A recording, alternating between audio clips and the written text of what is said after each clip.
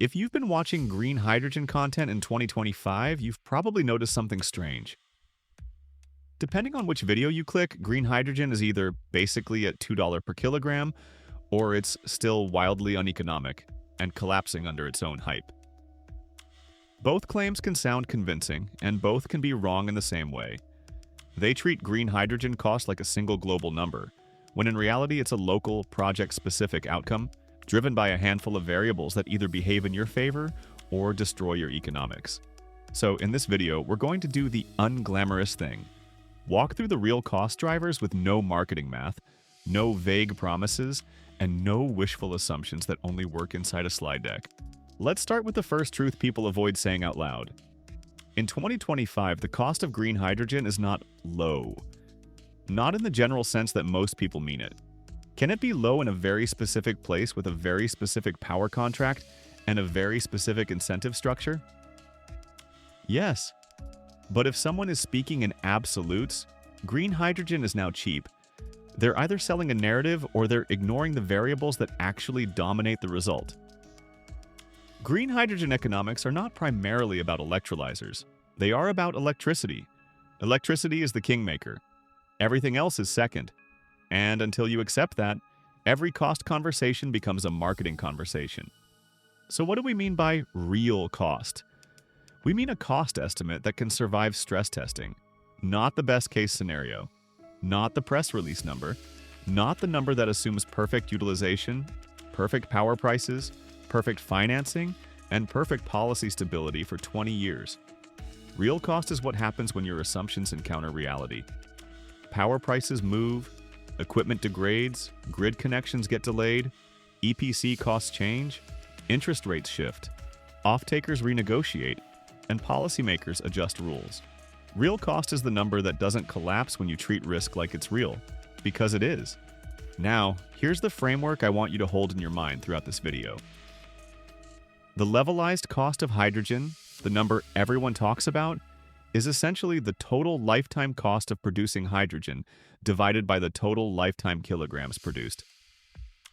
That sounds simple, but it's exactly where most errors happen. People underestimate costs, overestimate production, or both.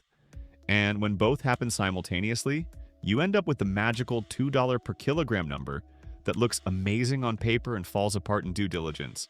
Let's break down the core cost components. In plain terms, you have electricity costs, capital costs, operations and maintenance, water and treatment, compression and storage, and financing. Some projects also include delivery costs if the hydrogen has to move, and many forget to model real availability and downtime. But even if we keep it simple, the biggest cost driver is still electricity. That's not a debate, it's the physics of converting electricity into chemical energy. Think about it this way. Producing hydrogen via electrolysis requires a significant amount of electricity per kilogram. The exact amount depends on technology, operating conditions, and how hard you run the system. But the concept is stable. You are buying kilowatt hours and turning them into kilograms. That means your cost is extremely sensitive to the price you pay per kilowatt hour. If your electricity is cheap and stable, you have a chance. If your electricity is expensive or volatile, you're building a project on sand. This is why the single most important question for any green hydrogen project is not, which electrolyzer brand? It's, what is my delivered cost of clean electricity? For how many years and under what terms? If you cannot answer that with confidence, you do not have a bankable hydrogen project. You have a concept. Electricity price is the difference between hydrogen as a viable industrial input and hydrogen as a perpetual subsidy story. Now let's talk about the second dominant variable, utilization. Utilization is how much your electrolyzer actually runs as a percentage of time over a year. This matters because electrolyzers are capital equipment. If you spend a large amount of money on equipment and then run it only part of the time, the cost per kilogram skyrockets. If you can run it consistently, you spread your fixed costs across more kilograms, and your cost per kilogram drops. Here's where the most common marketing math shows up. Many models assume low-cost renewable electricity and high utilization at the same time. But in real life, low-cost renewable electricity is often variable. If you're tied to solar and wind, Your lowest cost periods may not align with a high annual operating rate unless you have overbuild, grid access, storage, or curtailment conditions that effectively give you cheap power more often than people assume. If you only operate when power is cheap, utilization drops. If you operate more often to keep utilization high, you may be paying higher electricity prices. The real world forces trade-offs. Good modeling makes those trade-offs visible. Marketing models hide them. This is why two projects with the same electrolyzer technology can have drastically different costs. One has a power contract that delivers low-cost, clean electricity with high availability, and the other relies on a more speculative approach. Buying power when it's cheap, hoping grid fees don't change, and assuming curtailment will always be available. On paper, they can look similar. In execution, they are completely different businesses. Capital cost is the next major category, and in 2025 it still matters a lot, especially because hydrogen projects tend to be capital-heavy. Capital cost includes the electrolyzer stacks, balance of plant, electrical infrastructure, power electronics, water treatment, control systems, installation, civil works, and all the site-specific work that rarely shows up in marketing graphics. People love to talk about electrolyzer cost per kilowatt as if that's the whole story. It isn't. The installed system cost is what matters, and installed cost can swing widely depending on location, labor, site constraints, and supply chain conditions. In 2025, the capital cost conversation also intersects with interest rates and financing terms. Even if technology costs decline, financing can become more expensive. A hydrogen project that looked viable at one cost of capital can become marginal or impossible at another. This is one reason you see projects slow down or restructure, even when the headline market narrative says, boom. Infrastructure projects are not just technology deployments, they are financing machines. And when financing conditions tighten, marginal projects die first. Operations and maintenance costs are often underestimated, not because they're always huge, but because they're treated as simple percentages without thinking through what actually happens in real systems. Electrolyzers have maintenance schedules. Components degrade. Water quality affects performance. Systems require monitoring and skilled operators, and as projects scale, you introduce complexity, redundancy, safety systems, storage management, and compliance requirements. O&M is not just a line item, it is the reality of operating a chemical production facility that must be safe, reliable, and consistent. Water is another factor that is often minimized in casual conversations. Electrolysis uses water, and more importantly, it often requires treated water of a certain quality. That means you need water supply, treatment systems, and discharge management. In some locations, water access is not a trivial detail. It can be a permitting and public acceptance issue. Even if water is not your biggest cost, it can become a project risk if it's not handled with seriousness. Compression and storage can also dominate depending on the use case.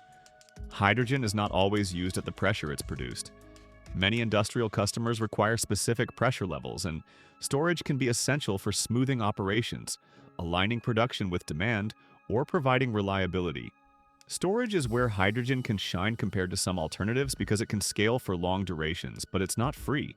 Compression consumes energy. Storage infrastructure costs money. Safety and permitting add time and complexity. If someone presents a low-cost estimate without a clear plan for compression, storage, and delivery, that estimate is incomplete. Now, let's talk about the part many people avoid because it sounds less exciting: offtake. Offtake is the agreement to buy hydrogen. The harsh reality is that hydrogen projects are often not constrained by technology. They're constrained by credible demand at credible prices under credible contracts. A project without bankable offtake is a project that struggles to secure financing. And even if you build it, it becomes a merchant business exposed to price swings and demand uncertainty. In 2025, you'll see many announcements that imply demand is guaranteed. But when you look closely, the offtake can be conditional, short-term, or dependent on policy. Serious developers understand that lenders and equity investors care about contract terms, duration, price structure, take-or-pay clauses, performance guarantees, and penalties. The real cost of hydrogen is not just what it costs to produce. It's whether you can sell it in a way that supports financing. Without that, your project cost is academic. This is where the no marketing math approach becomes powerful. When someone claims a certain cost, you can ask a simple set of questions. What electricity price are you assuming? Is it a contract or a forecast? What utilization are you assuming? And how do you justify it with your power supply plan? What is the fully installed capital cost, not just the stack cost? What cost of capital are you using, and does it match market conditions? What are you assuming for degradation and replacement schedules? What are you assuming for compression, storage, and delivery? And finally, who is buying the hydrogen, for how long, and on what terms? If those questions cannot be answered clearly, the cost number is not real. It's marketing. Now let's address the $2 per kilogram target, because it dominates the conversation. The $2 per kilogram narrative is seductive because it becomes a psychological threshold. People treat it like a finish line, but the truth is more nuanced. Even if you reach $2 per kilogram in one location under one set of conditions, that does not mean the market has arrived. It means a specific project has aligned its variables in a favorable way. The industry still has to replicate that across different regions, different grid conditions, different industrial use cases, and different financing environments. Also, $2 per kilogram is not universally competitive. Competitive with what? Gray hydrogen cost varies with natural gas prices and location. Industrial users care about delivered cost at their facility, not production cost at your gate. If you produce hydrogen cheaply but have expensive delivery costs, your competitiveness changes. If your customer needs a specific pressure or purity, additional costs appear. If your customer can't absorb variability, you need buffering and storage. All of these factors mean that competitiveness is not a single global threshold. This is why the smartest way to think about green hydrogen in 2025 is not as a universal commodity, but as a set of niche markets where the value proposition is strongest. Some applications will pay a premium for low-carbon hydrogen because they face regulatory pressure, carbon costs, or brand pressure. Some will adopt hydrogen because it is integrated into an existing process. Some will use hydrogen because it solves a reliability or energy security problem that alternatives can't solve as well. But many applications will not adopt hydrogen simply because it exists. Demand has to be earned through economics, policy, and operational fit. So what is the real cost of green hydrogen in 2025? It ranges widely, and the most honest answer is, the cost is whatever you get after you model electricity price, utilization, installed capital, financing, O&M, and delivery, with realistic constraints and downside cases. For some projects with excellent conditions, costs can be far lower than the market average. For many projects with typical conditions, costs remain high. That is not a failure. It is the reality of a market still early in its cost decline and still heavily shaped by infrastructure constraints. Now, if you're a developer, an investor, or a corporate decision maker, the goal is not to argue about the average cost. The goal is to understand your specific project cost drivers and identify which levers you can control. Electricity costs can sometimes be controlled through power purchase agreements, behind-the-meter generation, hybrid systems, or special tariffs. Utilization can sometimes be improved through smarter system design, grid participation, storage strategies, or overbuild approaches. Installed costs can be reduced through standardization, experienced EPC partners, and optimized site selection.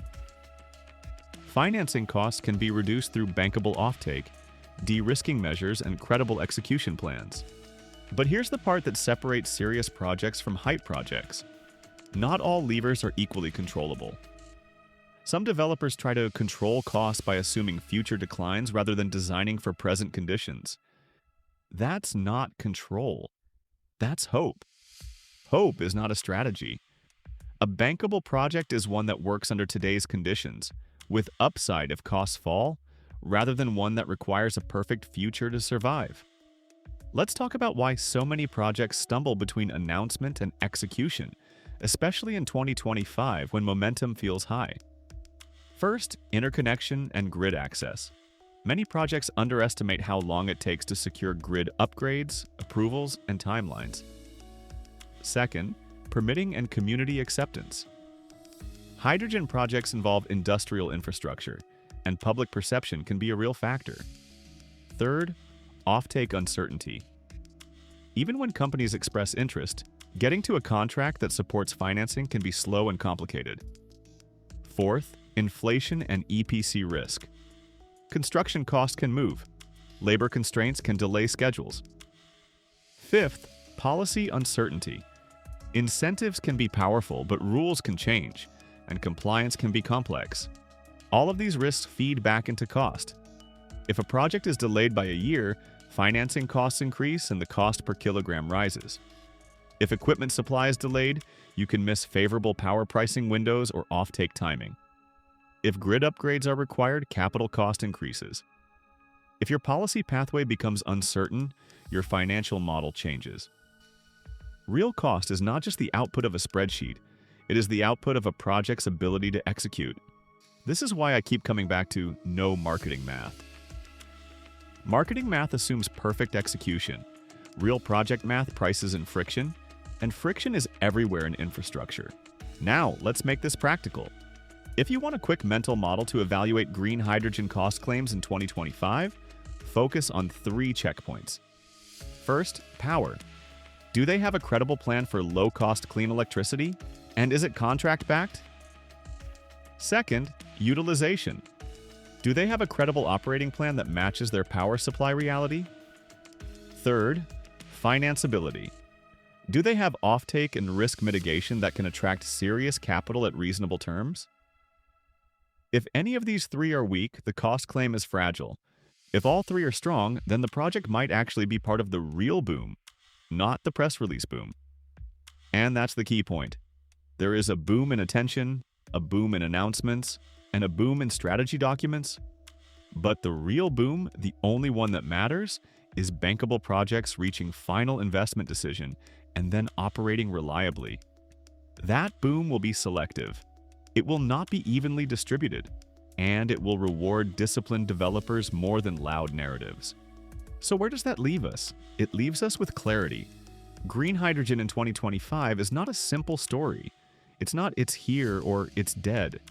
It's a market moving through the hard phase where projects get stress tested by reality. Some will pass, many won't. The winners will be the ones that treat electricity as the core lever, design around utilization trade-offs honestly, and build financeable structures with real offtake and risk management. And if you're watching this channel, you're probably the kind of person who wants to understand hydrogen at that level. Not as a slogan, but as a project. Not as a political symbol, but as an investment and an engineering system. That's exactly what we focus on at ReneEnergy.com. Making the economics visible, identifying the assumptions that break projects, and building the logic that can survive real-world scrutiny. Because at the end of the day, the real cost of green hydrogen in 2025 is not the number you want it to be. It's the number that survives when you stop selling the future and start modeling the present.